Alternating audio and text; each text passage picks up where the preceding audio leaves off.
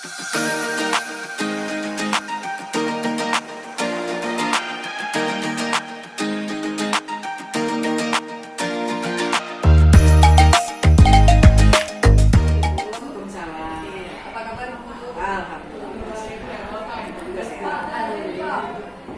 jadi Bu, ini PI1, maksud kunjungan kami adalah selain kami berkenalan juga izin kepada Ibu 6 bulan ke depan saya akan datang untuk Bu Fatimah untuk melakukan uji.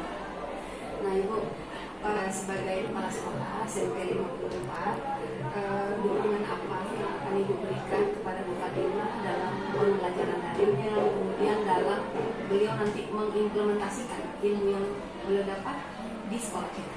Semua dukungan saya berikan 100%. Bu, saya nanti nyatakan ini, oke silakan. Yang penting kalau ada jam bertabrakan dengan anak, tentu kan harus didahulukan yang ini loh. Yang mana yang menjadi kewajiban, yang mana menjadi yang sunnah kan gitu. Yang kewajiban dulu, kondisikan dulu keadaan anak bagaimana, setelah itu baru yang sunnah. Nah, sepenuhnya saya berikan keadaan. Pak, Assalamualaikum. Selamat pagi Pak. Bu Fatimah sudah belajar di LMS, mempelajari modul tentang pemikiran Kajian Nusantara sudah 1 bulan lebih. Nah, sebagai rekan guru, apakah Bapak lihat ada perubahan Bu Fatimah dalam berinteraksi dengan anak di kelas mungkin, ataupun mungkin dengan rekan-rekan guru? Ya, sejauh ini kan mungkin belum lama dia mempelajari mulai ikut program CPP dulu. Itu sudah nampak, sudah mulai menampakkan apa hasil dari pembelajaran itu. Seperti di luar kelas, kadang dia pun membawa anak tidak hanya di dalam kelas, di luar kelas ikut mengaktifkan anak dari segi cara pembelajaran dan mungkin penempatan siswa dari gaya belajarnya juga mulai nampak.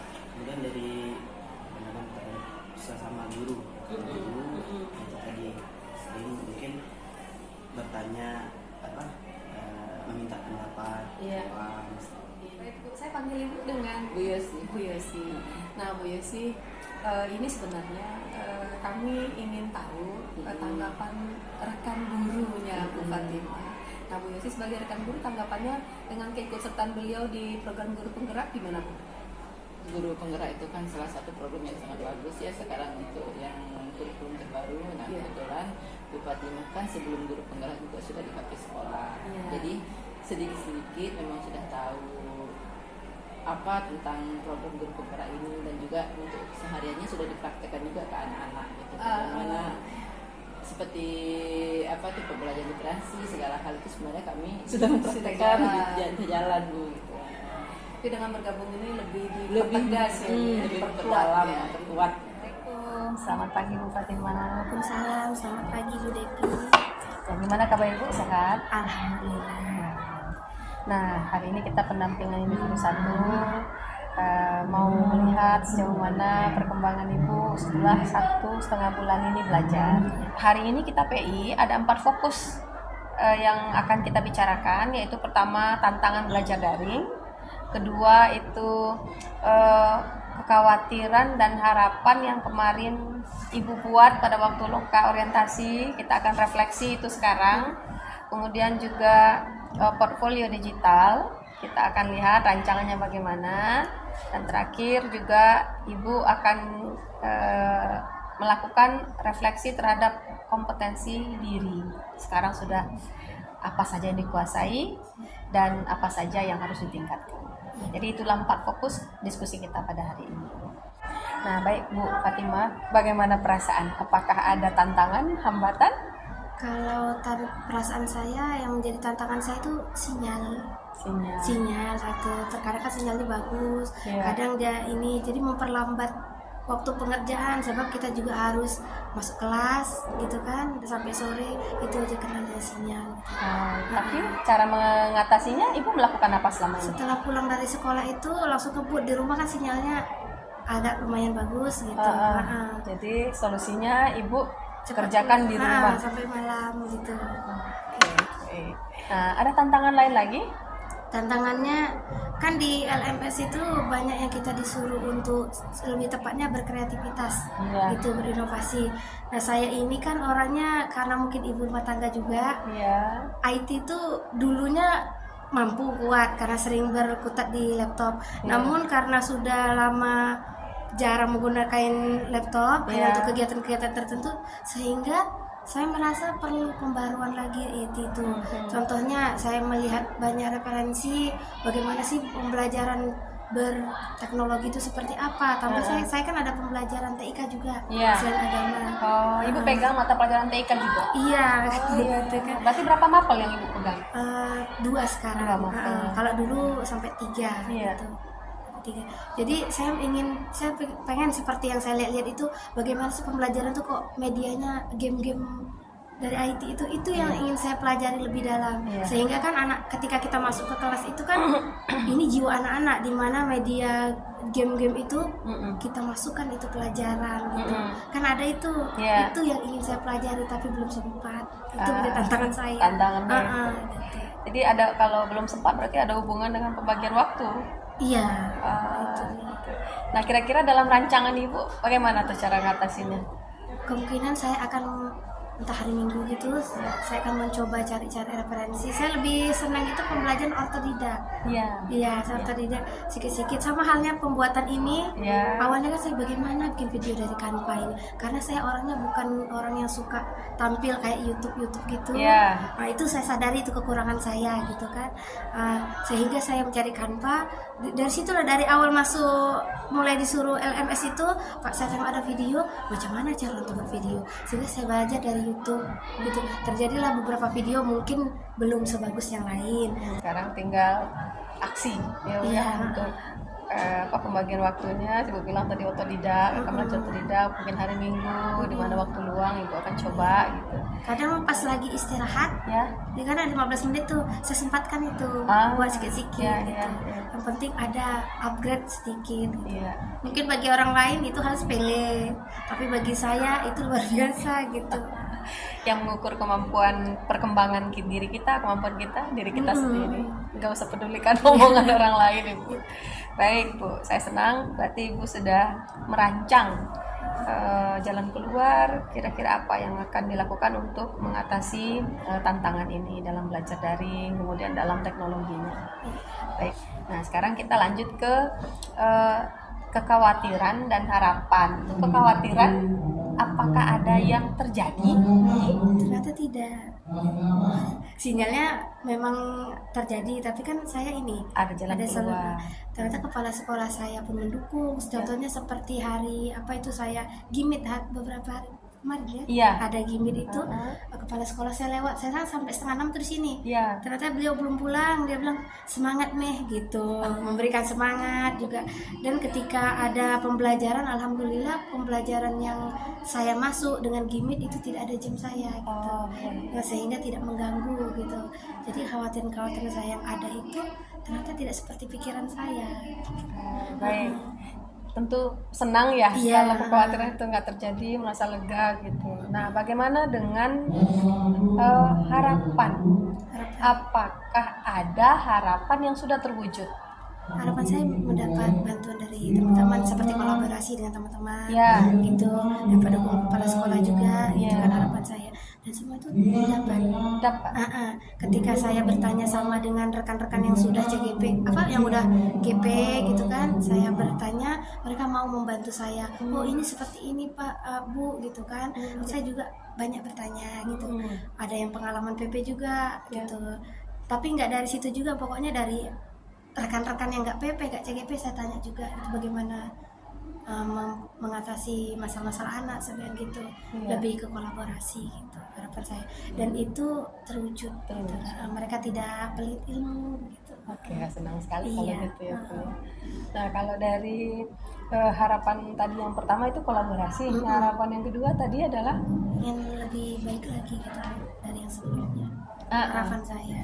Nah, bagaimana Ibu melihat harapan itu, apakah sudah terwujud sekarang? Lebih ke siswa ya Bu. Oh, lebih ke siswa. Gimana? Awalnya nih di namanya kelas 7 ini kan mereka kan banyak yang agak kita baru perencanaan dari mereka SD ke SMP. Nah, itu ada orang manja-manjanya, ada yang susah diaturnya awalnya gitu. Apakah saya bisa gitu menerapkan KHD ini gitu di situ. Ternyata setelah saya masuk, pas pula dengan saya berbarengan ikut ini, saya coba terapkan, ternyata berhasil. Mereka menyenangi saya gitu, tidak memandang. Jujur Bu, secara fisik saya ini menyeramkan. Seperti orang egois, galak gitu kan Bu. Menurut saya enggak tuh. Saya akui itu kan, karena itu juga pengakuan dari siswa. Mereka sampai melendor, Bu, saya kira Ibu galak loh Bu, segala macam gitu kan. Ternyata pelajaran Ibu menyenangkan. Sehingga pada saat saya salah masuk kelas, ternyata bukan di kelas itu, saya salah kelas sebelah. Anak, oh maaf ya nak, Ibu salah masuk kelas. Ibu, padahal kami udah senang. Baik seperti itu. Jadi ada kebahagiaan sendiri begitu bagi saya. Berarti harapan Ibu bisa menerapkannya kepada anak-anak, dan Ibu sudah Ibu terapkan, dan anak-anak menyambut baik gitu ya. Oke, baik. Nah, senang kalau harapan kita sudah terwujud. Baik, Bu. Nah, bagaimana dengan dukungan kepala sekolah sendiri? Bisa Ibu ceritakan? Kalau dukungan kepala sekolah sendiri memang luar biasa. Misalnya nanti ada kayak saya terpantau juga dengan CGP yang angkatan 8 ini. Soalnya kami kan bareng tuh Bu, sana 8, cuman dibagi 2 kuotanya gitu. Dimana dia tuh mendapat dukungan kepala sekolah ketika disuruh mengumpulkan guru, mendengarkan pengimbasannya, diterima di kepala sekolah betul-betul mengajak, dan guru-guru yang lain tuh betul-betul mau membantu gitu, mau mendengarkan pengimbasan. Biasanya kan ada sebagian tuh kan, ngapain sih dengar kayak gitu, apalagi udah sering kegiatan ombel gitu kan Bu. Tapi mereka menyambut, menghargai, dan benar-benar mendengarkan apa yang itu jelaskan CGP angkatan 8 jelaskan, sehingga saya merasa kepala sekolah saya sangat mendukung gitu. Dan dia tidak pernah ada kelasmu tuh begini, nggak ada, betul-betul mendukung. Itu yang membuat saya semakin tertarik ke sini. Senang sekali. Itu merupakan support yang luar biasa, semangat buat kita. Karena ya. sangat mendukung. Alhamdulillah. Baik. Nah, itu tadi pembahasan kita tentang harapan dan kekhawatiran. Nah, sekarang kita pindah ke materi selanjutnya, yaitu materi pembelajaran Ibu di LMS. Nah, Ibu sudah menyelesaikan pembelajaran modul 1.1 pemikiran Ki Hajar Dewantara. Oke. Nah, setelah Ibu mempelajari modul 1.1 itu dan Ibu menyelesaikan semua tugasnya, perubahan apa yang sudah Ibu lakukan kepada anak-anak di kelas ataupun di luar kelas? Sebelumnya kan saya pernah ikut DKP. Walaupun pernah ikut DKP kan, tapi kita menyeluruh, bukan arti seperti JGP dijelaskan terperinci gitu kan. Jadi pada saat awalnya itu memang kami tidak memakai KKM lagi. Namun saya merasa anak itu harus bisa pelajaran saya dengan berbagai cara. Pokoknya anak itu harus bisa. Pokoknya cara seperti ini loh nak, harus seperti ini gitu. Namun pada saat saya mempelajari KHD ini modul 1.1, di mana ternyata siswa itu kan memiliki kodrat alam, sehingga kodrat yang memang mereka miliki sejak diberikan Tuhan itu kan Bu. Jadi dari situ saya membedakan. Misalnya saya ada tugas nih, tugasnya tentang lingkungan kebersihan, menjaga melestarikan lingkungan seperti itu. Saya tidak mewajibkan mereka harus semua harus bikin video ya begini, tidak. Saya hanya bilang, anak ibu kita ada materi seperti ini. Nah, jadi mereka itu pertama diskusi dulu, kolaborasi awalnya bersama-sama. Setelah saya tahu karakter mereka seperti apa, nah ini ibu ada tugas seperti ini, terserah kalian mau buat seperti apa. Nah, yang penting tugas ibu selesai. Jadi ada yang pengen demonstrasi, ada yang pengen membuat video, ada yang membuat berupa menggambar, itu saya bebaskan gitu. Jadi sesuai dengan kemauan mereka gitu. Oke. Jadi itulah perubahan yang Ibu lakukan kepada anak-anak di kelas. Nah, bagian pembelajaran apa dari modul Ki Hajar Dewantara yang mendorong Ibu untuk melakukan perubahan itu? Bagian yang berpusat pada murid. Berpusat kepada murid. Nah, bagaimana?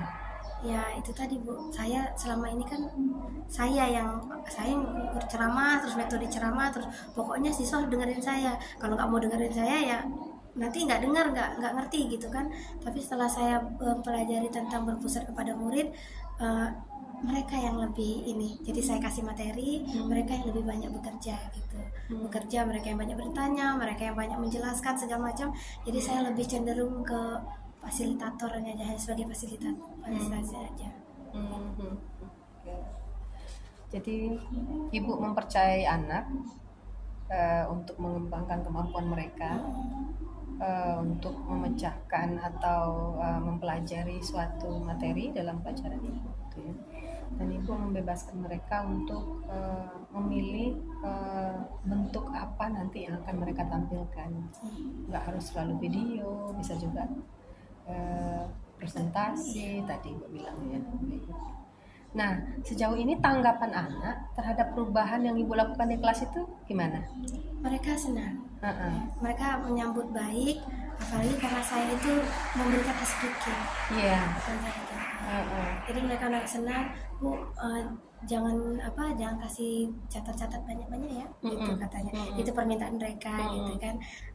Pokoknya ibu ngajarnya seperti ini aja. Jadi ada yang satu itu saya itu suka tampil ke depan, Bu. Jadi berikanlah saya kesempatan itu. Dari situlah saya membiarkan mereka itu. Jadi tidak, kan ada tipe anak itu yang pemalu-pemalu gitu kan. Tapi sebetulnya dia mampu. Anak seperti itu pertama saya dampingi dulu, saya jelaskan apapun yang dia tampilkan ke depan, meskipun itu sedikit, itu saya hargai. Begitu. Terbukti dengan maaf cakap, Bu, di sini ada anak yang kebutuhan khusus. Dan itu dia tidak pernah tampil selama sekali. Namun ketika pembelajaran saya, dia tampil, dia berani maju ke depan, dia bisa menjawab dengan tepat. Padahal saya tidak pernah memaksa seperti itu. Itu sambutan dari mereka. Wah, sudah melihat kasus-kasus seperti ini, nambah semangat ya.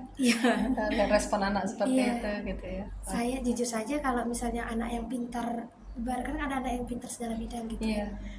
Kalau mereka berhasil saya senang, tapi kalau ada anak yang berkebutuhan khusus dan itu dia naik semangatnya mau belajar, itu suatu kebahagiaan buat saya gitu. Alhamdulillah. Baik, ibu tadi melihat anak-anak antusias, anak-anak ada yang berubah dari yang awalnya pemalu jadi berani gitu. Nah, bagaimana ibu melihat respon anak-anak ini? Saya senang. Iya. Saya senang. Setelah saya melihat dia seperti itu, saya tetap berusaha mempertahankan agar dia berada di sikap positif tersebut gitu.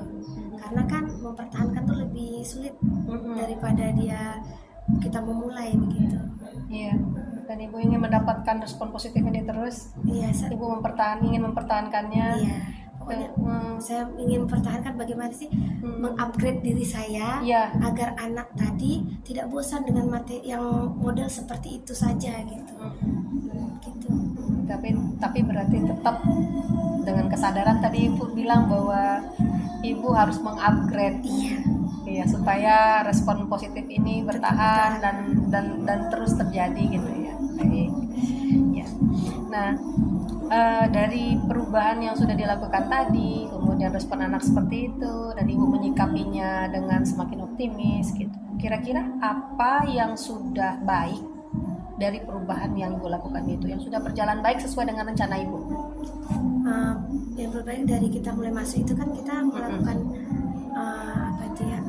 persepsi gitu kan awalnya kan kita memberikan asesmen awal itu yang positif dan baik. Terus lebih berpusat ke anak tadi, berpihak kepada anak, membuat mereka bahagia, merdeka lah istilah katanya kan, tidak tertekan. Nah itu yang akan saya pertahankan.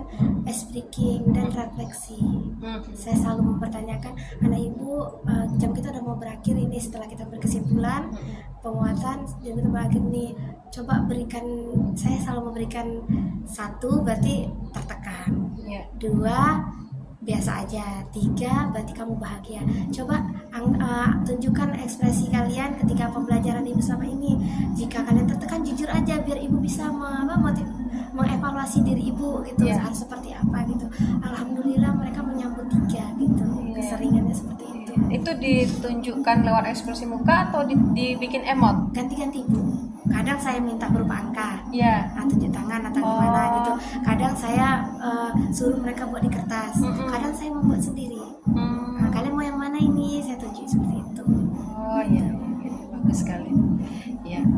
Nah, kemudian yang belum berjalan dengan baik sesuai rencana Ibu yang mana? Ada nggak? Susahnya sedikit pada saat berdiferensiasi. Iya, gimana? Dari situ kan kita sudah ketika kita asesmen, oh anak ini gaya belajarnya seperti ini, anak ini gaya belajarnya seperti ini. Pada saat untuk membangkitkan anak yang memang maaf kurang antusias itu kan kita tidak bisa menyatakan anak itu 100% harus terjadi sesuai keinginan kita. Ada kalanya juga beberapa siswa itu yang memang agak lambat seperti itu. Ibarat kata kita sudah mencapai berbagai cara, namun dia memang kurang gitu, tidak bersemangat. Saya kadang berpikir mungkin bukan bidang dia di situ, sehingga saya tidak memaksa dia gitu. Karena kan walaupun pelajaran saya berusaha membuat semenyenangkan mungkin, semudah mungkin, tetap anak tersebut kan ada bakat tersendiri tadi. Mungkin dia menyenangi olahraga, tapi memang saya lihat di bagian olahraga dia bagus seperti itu. Ini pada mata pelajaran apa? Karena Ibu megang mengampu 2 mata pelajaran. Yang Ibu ceritakan tadi di mata pelajaran apa? Kalau yang saya bicarakan ini tentang agama. Di mata pelajaran apa? Agama. Karena cuma basic saya. Kalau Iya. tik ini kan seperti tambahan. Oh iya. Yang masih kurang berjalan dengan baik sesuai rencana adalah pelaksanaan pembelajaran berdiferensiasi dalam kelas. Tidak 100% mereka semua terlibat, walaupun Ibu sudah menjalankan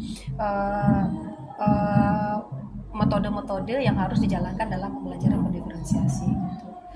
Nah, selama ini tindakan apa yang Ibu buat untuk membuat hal yang belum berjalan dengan baik ini bisa berjalan gitu kan? Kita selalu ada usaha ya. Apa yang Ibu tindakan? Apa yang Ibu lakukan? Ketika itu saya memanggil anaknya. Saya panggil, nah kamu maunya seperti apa? Gitu. Nantilah bu seperti itu kan. Tapi kan ibu tidak bisa saja seperti ini. Kamu pasti harus ada yang ibu nilai dari diri kamu, dari sikap kamu, dari apanya. Nah nanti gimana mau ibu kasih nilai di rapot gitu kan? Ada perubahan, tapi dia buatnya memang tidak sempurna, tidak menyeluruh. Setidaknya ada yang dia kerjakan seperti itu. Itu saya hargai. Jadi Ibu lakukan pendekatan personal, pendekatan pribadi, Ibu panggil gitu. Oke. Jadi Ibu tanyakan apa kesulitannya. Iya. Gitu. Oke. Nah, kemudian akhirnya dia menghasilkan. Iya. Tapi saya juga memanggilnya itu tidak ketika dalam kelas. Jadi setelah pembelajaran atau di saat saya bertemu di jalan. Karena saya takutnya ketika dia dipanggil langsung ada konotasi negatif dari siswa-siswa lainnya nanti jangan dia dipanggil nih gitu, apalagi mereka tinggalkan berdekatan. Saya juga harus menjaga mental anak gitu. Sehingga saya panggilnya lebih cenderungnya sering di luar gitu. Baik, berarti Ibu juga mempertimbangkan harga diri anak ya, tidak mempermalukannya di depan teman-teman dengan membicarakan permasalahannya, tapi Ibu panggil secara pribadi. Itu sudah baik sekali. Topik ketiga ya, yaitu tentang pembuatan kerangka portfolio. Nah, Ibu sudah membaca modul pembuatan portfolio yang dalam bentuk PDF? Itu secara singkat. Nah, mungkin Ibu tambah mungkin dengan lihat di YouTube tutorial segala macam, yang nggak apa-apa, yang penting kan kita ini. Tapi pakemnya yang komponen-komponen utamanya itu kita ikut yang PDF ya Bu ya. Oh iya. Yang PDF. Nah, Ibu membuat portfolio digital Ibu pakai platform apa? Google Site. Google Site. Oke, Google Site. Nah, terus komponen-komponen yang Ibu masukkan ke dalam platform portfolio digital Ibu? Ini baru kerangkanya Bu. Ya. Tugasnya. Oh iya, nanti di sini Ibu akan masukkan semua tugas-tugas yang dalam pendidikan guru penggerak. Oke. Ini baru 2 yang saya masukkan. Oh iya, sudah ada, sudah berisi. Lokakarya kan pendampingan. Belum saya masukkan video-video foto yang kemarin dari aksi nyatanya. Ada aksi nyata juga. Modul 1. Iya, ini menjadi seperti buku diari kegiatan kita sebagai guru. Nah, kasih nyata, baru yang ini belum sempat Ya. sempat saya naikkan. Oke, berarti Ibu sudah membuat komponen-komponen apa yang akan Ibu tampilkan di sini. Oke. Nah, sebenarnya saya tadi tuh rencananya pengen lihat juga sekalian tuh layoutnya kayak apa gitu, tampilannya kayak apa gitu. Nah, setelah Ibu buka ini nih kan ya, wah ini penilaian bukan kerangka, ini udah jadi. Tinggal Ibu menambah aja, memperkaya isinya aja kan ya. Iya. Nah, semua sudah bagus, sudah tertata rapi, layoutnya juga bagus banget gitu ya. Dan video udah ada juga. Baik. Nah, Ibu sudah melihat kompetensi-kompetensi apa saja yang harus dimiliki oleh seorang guru penggerak kemarin di dalam daftar. Kemudian Ibu juga sudah evaluasi diri Ibu, apa yang Ibu sudah punya dan apa yang Ibu akan pelajari supaya Ibu punyai gitu. Nah, untuk kompetensi-kompetensi diri yang sudah Ibu punya, apakah itu sudah berkembang dengan baik di dalam keseharian sebagai guru maupun sebagai rekan guru lain? Iya, saya lebih fokus ke mengembangkan diri Ya. dan mengembangkan guru lain. Gitu. Contohnya guru sekarang kan sama guru agama. Ya. Guru agama itu ada 2 di sini. Yang satu itu dia mungkin dalam membuat modul agak kurang, sehingga ketika ada kurikulum meminta modul, maka dia akan bertanya kepada saya, Bu Fatimah ini seperti apa gitu. Jadi agar dia bisa, saya juga bisa, sehingga saya mengajarkan beliau ini loh cara menggunakannya memakai Canva biar lebih menarik Ibu gitu kan. Terus urutan-urutannya seperti apa. Namun terjadi lagi kan modul berkembang terus gitu. Jadi saya harus belajar lagi gitu. Biasanya saya belajar itu di MGRP dan di Kombel sekolah gitu. Jadi itu yang sudah berkembang dengan baik kompetensi diri. Nah, untuk yang belum berkembang, dan Ibu rasa apa kompetensinya? Ya IT tadi Bu. IT tadi. Saya betul-betul belum mendalami yang seperti orang. Saya ingin seperti orang lain betul-betul paham IT gitu ya, bukan hanya sekedar buat video, bukan hanya ini. Karena kan saya menjadi guru TIK juga suatu tantangan bagi saya. Gitu. Iya betul. Tiba-tiba di TIK itu ada belajar tentang MTK, ada algoritma gitu kan. Saya bukan basic itu, tapi alhamdulillah saya belajar sama guru matematikanya, sekali penjelasan dapat. Kalau misalnya saya terangkan seperti itu kepada siswa pasti bingung tuh. Jadi saya memberikan macam mana lagi menggunakan metode yang 3 menit aja siswa sudah paham gitu. Dan itu terjadi alhamdulillah sudah ini. Cuma yang kalau bilang belum berkembang ya IT tadi. Saya masih merangkak ibarat kata seperti itu.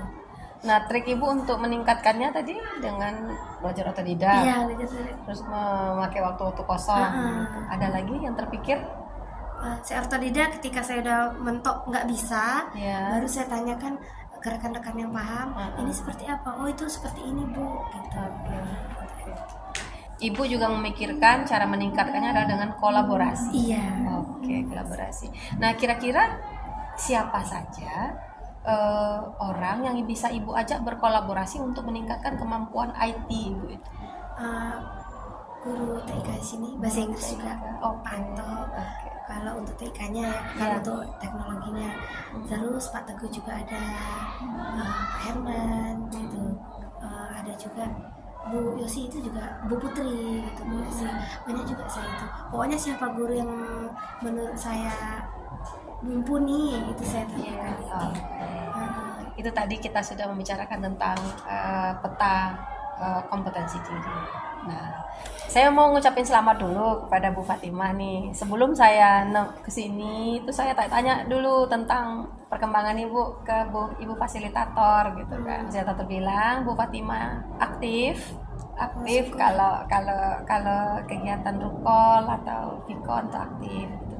Kemudian Ibu juga mampu menyelesaikan tugas tepat waktu, kata beliau. Jadi Ibu tidak melewati due date gitu. Nah, terus ada pesan dari Ibu untuk peningkatan untuk Bu Fatimah, saya bilang. Nah, sebenarnya memang cocok sekali dengan yang Ibu bilang tadi, bahwa beliau berpesan mungkin kemampuan IT. Iya. Nah, katanya mungkin Bu Fatimah harus meningkatkan di kemampuan IT. Nah, gitu. Nah, sekarang kita refleksi ya Bu sedikit tentang kegiatan PI kita. Menurut Ibu, apa yang sudah berjalan dengan baik dalam pendampingan kita ini, yang Ibu rasa nyaman, yang bisa kita lanjutkan lagi di pendampingan kedua nanti? Saya rasa yang berdiskusi seperti ini, Ah, saya nyaman gitu. Cara menyampaikan materi ketika ibu bertanya juga membuat saya nyaman, tidak membuat saya tertekan gitu. oke. Gitu. Inti dari kegiatan PI itu adalah coaching. Jadi saya sebagai mitra bagi Ibu dalam pengembangan diri, dalam belajar di LMS dan aksi nyatanya.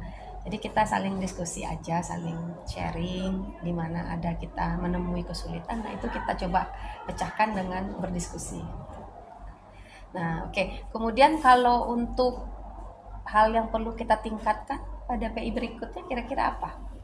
Ada yang perlu kita tingkatkan mungkin mendalami materi. Kalau saya sendiri ya, Bu, ya, mendalami materinya lagi gitu, lebih menguasai. Karena saya rasa saya kurang menguasai materi hari ini.